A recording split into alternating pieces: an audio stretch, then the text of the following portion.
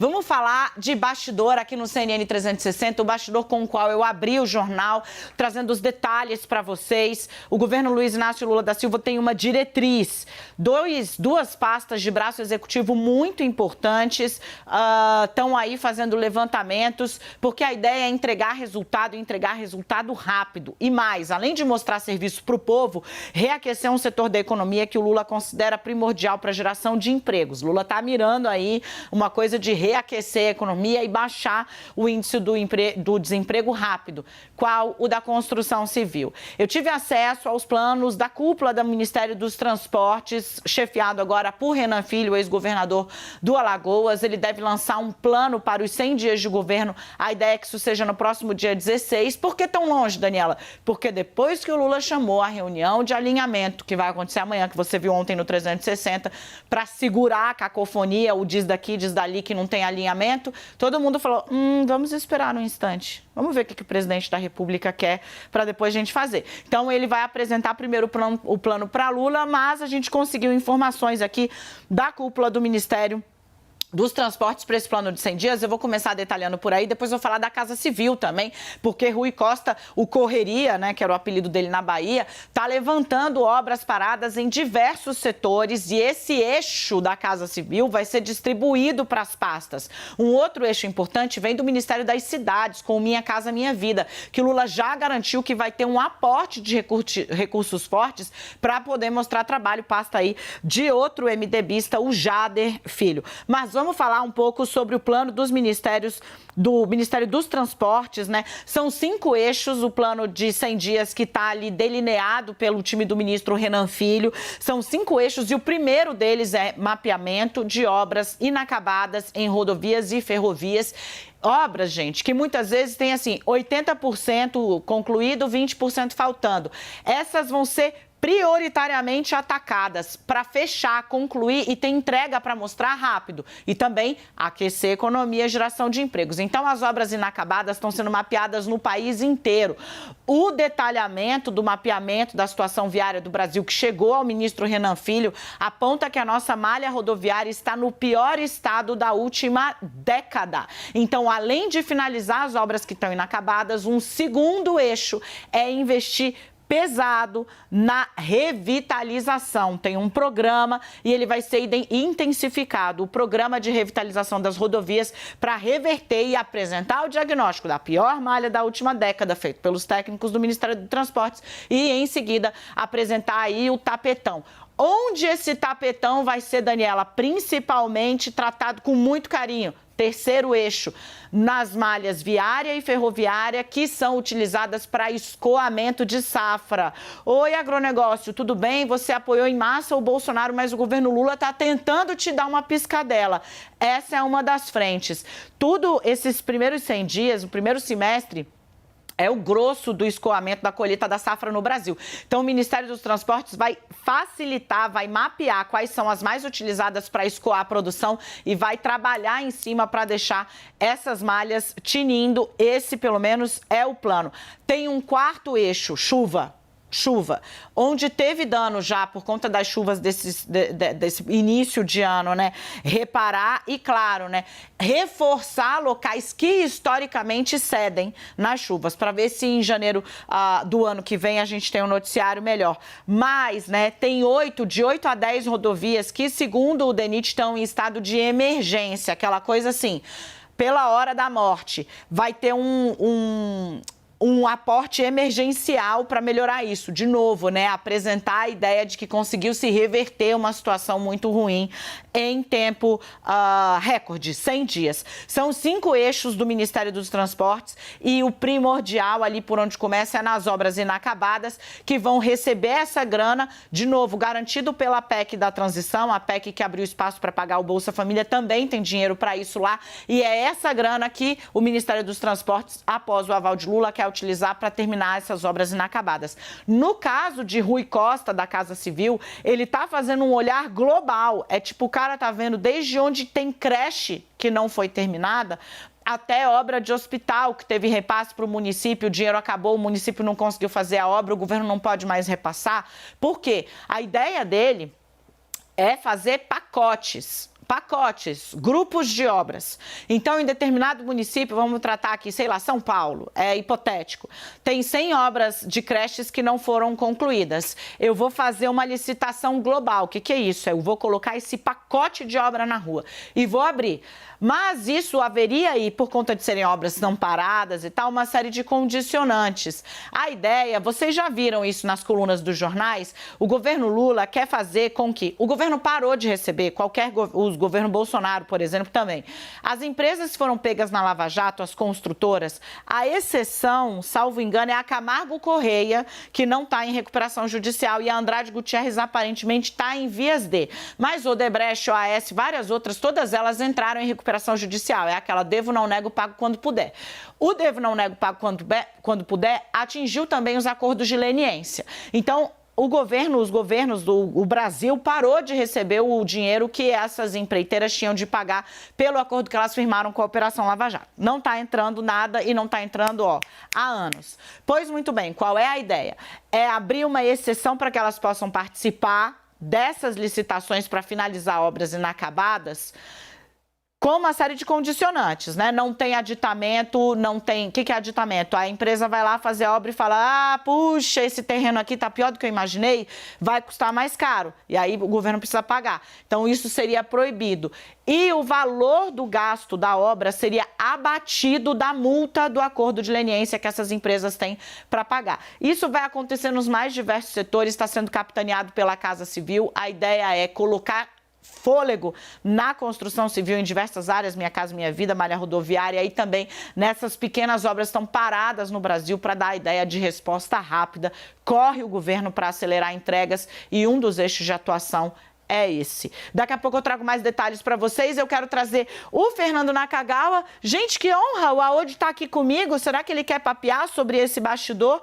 Enquanto ele define aí se tá... Olha, ele veio. Oi, Aodi, bem-vindo, boa tarde. Sim, boa tarde. Eu já falei com o Nakagawa, foi mal, Naka, você sabe que eu te amo, mas, né, o Aodi é honra, não é arroz de festa tipo você, né? Ele tá aqui só quando a gente tem coisas interessantes para falar. E hoje vai repercutir bastidor, olha que honra. Aodi Cunha, nosso super reforço aqui no time da economia da CNN. Aodi, eu fiquei impressionada, assim, né? Tive acesso mais detalhado a esse plano do Ministério dos Transportes.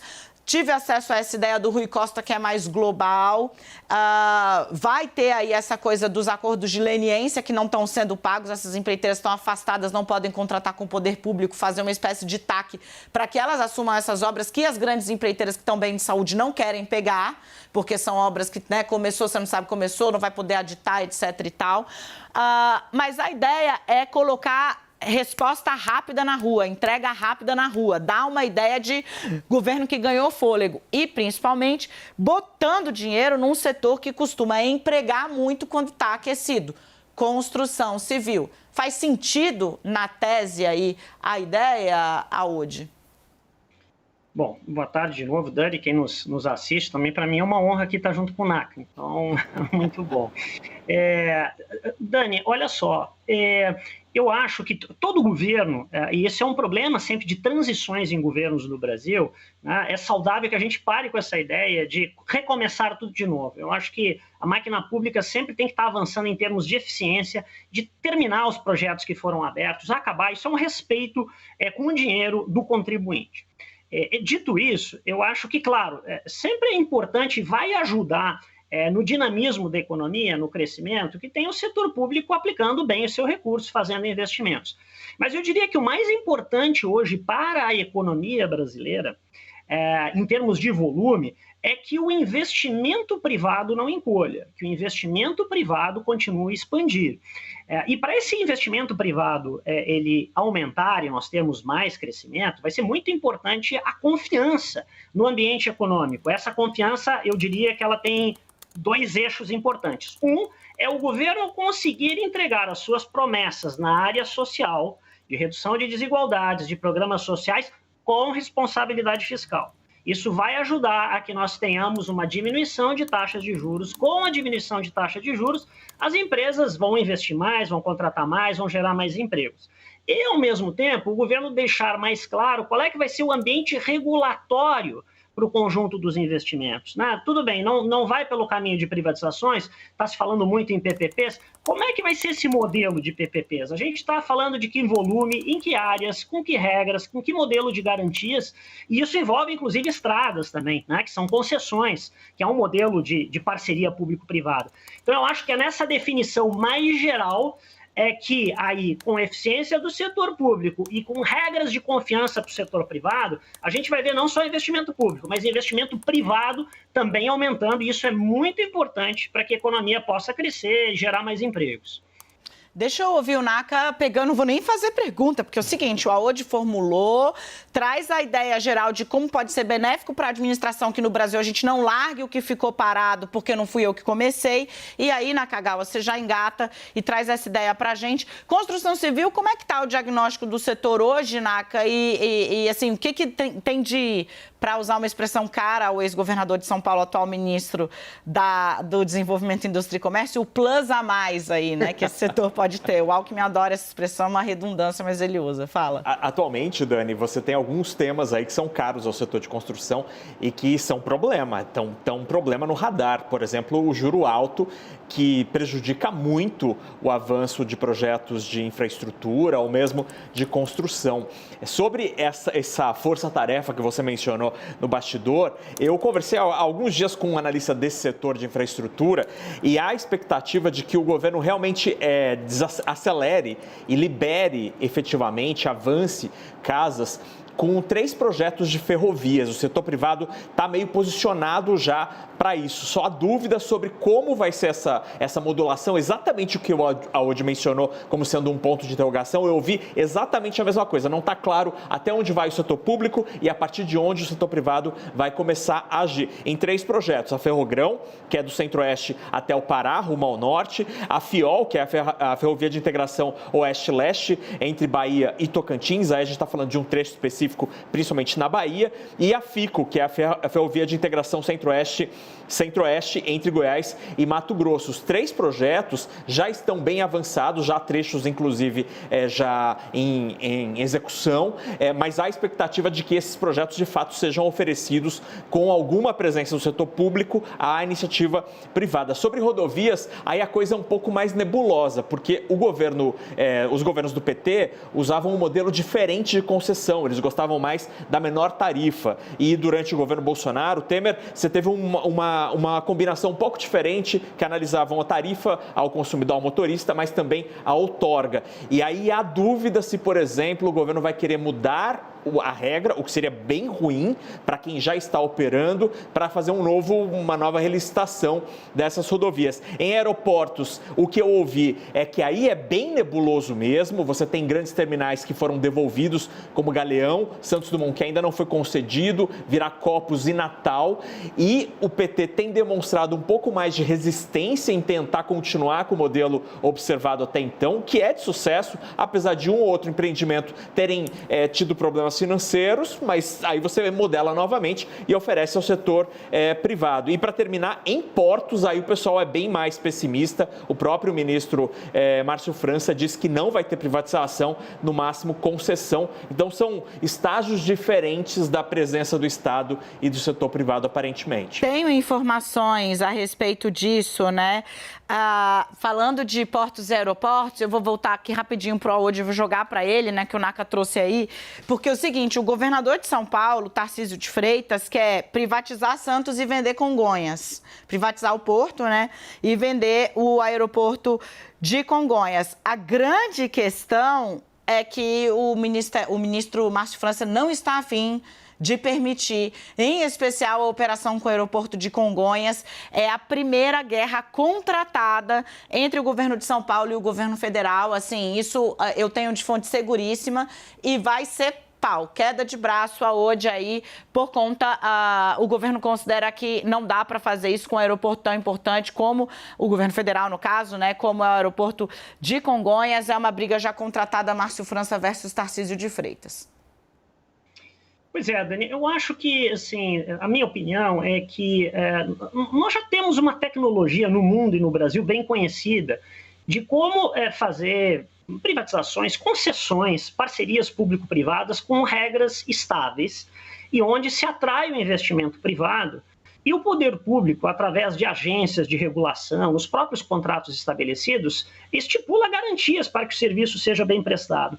Então, eu acho que essa é a melhor forma de você ter uma boa articulação do setor público-privado e gerar mais investimentos. A gente precisa lembrar que no Brasil o setor público ele tem enormes desafios ainda nas áreas sociais, né? E o próprio governo insistiu muito para fazer a própria PEC lá da transição, porque quer investir mais na área social e o país tem muita desigualdade social. Então, não me parece que o volume de investimentos que vai alavancar o crescimento do Brasil tenha que vir do setor público, ele tem que vir do setor privado. Para ele poder vir do setor privado, você precisa ter um conjunto de regras estáveis. E fazendo isso, a economia cresce mais, você gera mais impostos, e aí o governo, inclusive, vai ter mais recursos para atuar onde ele realmente precisa mais, na área de educação, saúde, segurança e de políticas sociais.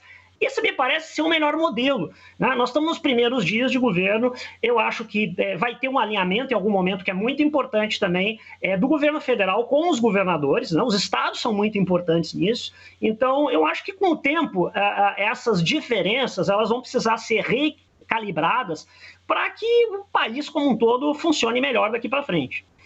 Querido, muito obrigada. O Aode vai continuar com a gente. Eu estou mandando aqui, Naquinha, a informação in natura para você dar uma olhada do que a fonte falou. E a gente volta nesse assunto logo mais com esse mega reforço do time do 360 com o Aode e o Naca.